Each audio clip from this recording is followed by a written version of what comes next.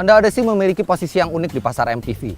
Dia mungkin tidak sebesar atau selega MPV murni lainnya, tapi hal yang selalu menjadi ciri utama dari Odyssey adalah dia merupakan MPV yang asyik untuk dikendarai dengan bentuknya yang pipih, rendah, serta posisi mengemudi seperti sedan.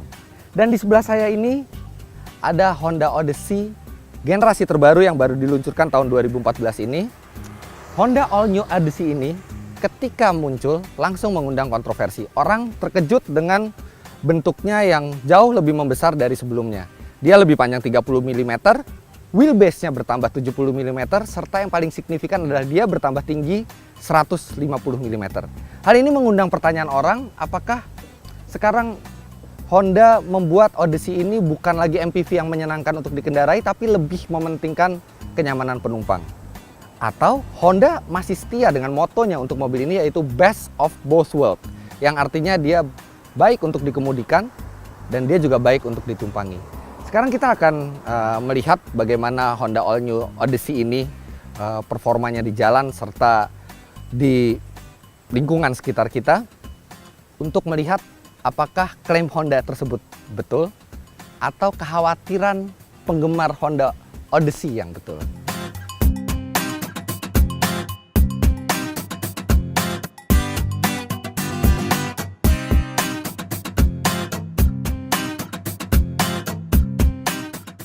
Terlepas dari bentuk bodinya yang lebih besar, tapi Honda memiliki detail-detail yang cukup modern.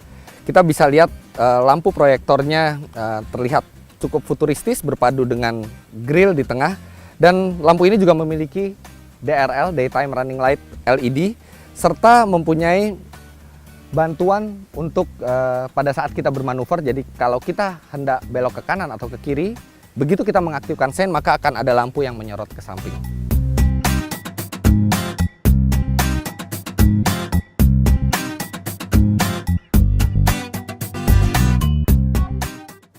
Hal pertama yang akan kami lihat adalah bagaimana All New Odyssey mengakomodir penumpang. Karena melihat dari bentuk bodinya, sepertinya ini mobil yang diciptakan untuk kenyamanan penumpang. Dua buah captain seat di bangku tengah memberikan kenyamanan yang memang jauh lebih baik daripada Odyssey sebelumnya. Ruang kakinya juga sangat lega, begitu juga ruang kepalanya. Dan walaupun tidak elektrik, Anda memiliki penyetelan yang banyak sekali untuk kursi. Anda bisa penyetelan maju mundur, penyetelan reclining, bisa bergeser ke kanan dan ke kiri. Serta yang paling istimewa adalah dia memiliki pengatur sudut rebah dari pundak. Ini membuat posisi duduk di bangku tengah Odyssey ini sangat nyaman, sangat lega, dan sangat ergonomis. Dengan konfigurasi captain seat di tengah, artinya Honda Odyssey bisa menampung 7 penumpang karena 3 penumpang bisa duduk di belakang. Sekarang kita lihat bagaimana rasa duduk di belakang dari All New Odyssey ini.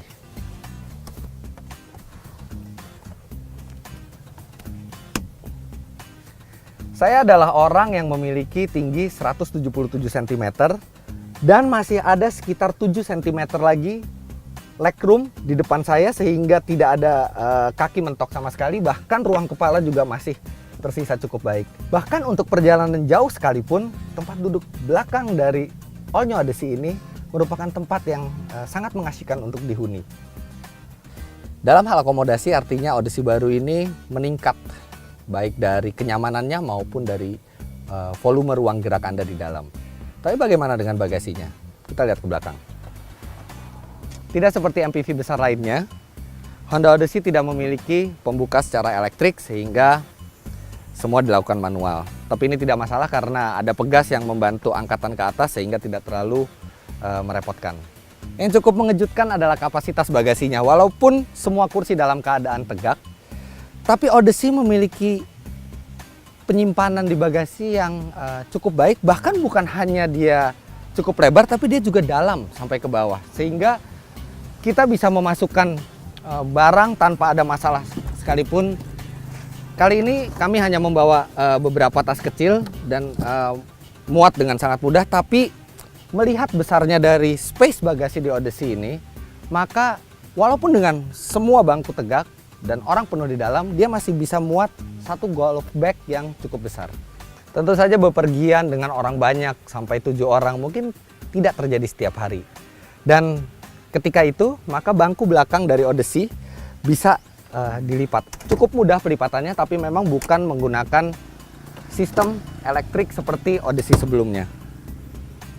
Dan yang paling istimewa adalah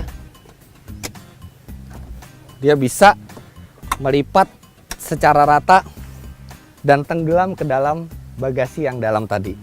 Sehingga ruang penyimpanan pun bertambah menjadi sangat-sangat besar. Dan masih ada satu lagi keistimewaan pada saat kursi belakang dilipat. Seperti akan saya tunjukkan berikut ini di jok tengah. Ketika bangku paling belakang sudah melipat rata, maka saatnya kita melakukan keajaiban dengan bangku tengahnya. Kita bisa menggesernya ke bagian dalam. Kemudian karena di belakang space-nya cukup lega, kita bisa memundurkannya lebih jauh. Masih kurang, kita bisa mundur lagi. Masih kurang, kita bisa mundur lagi. Masih kurang, kita bisa mundur sampai penuh. Dan ini memberikan legroom yang sangat-sangat lega. Bahkan ketika direbahkan seluruhnya, posisinya sangat ergonomis. Dan ini memiliki ruang yang mungkin setara atau lebih besar dari first class di pesawat sekalipun. Masih kurang puas, Anda bisa membuka sistem hiburan di belakang, memakai headset yang standarnya sudah diberikan oleh Honda, kemudian melakukan perjalanan santai ala first class. Kemewahan yang sangat premium ini salah satunya memang terbantu jok belakang yang bisa melipat rata sampai bawah. Tapi pertanyaannya, kemana ban serepnya? Karena tidak ada ban serep sama sekali di belakang. Dan untuk hal ini, Honda melakukan satu yang cukup inovatif. Mereka meletakkan ban serep di bawah bangku depan. Dan mengaksesnya pun sangat mudah dan tidak perlu berkotor-kotor tangan. Karena Anda tinggal mengangkat karpet, kemudian menarik dua tuas ini.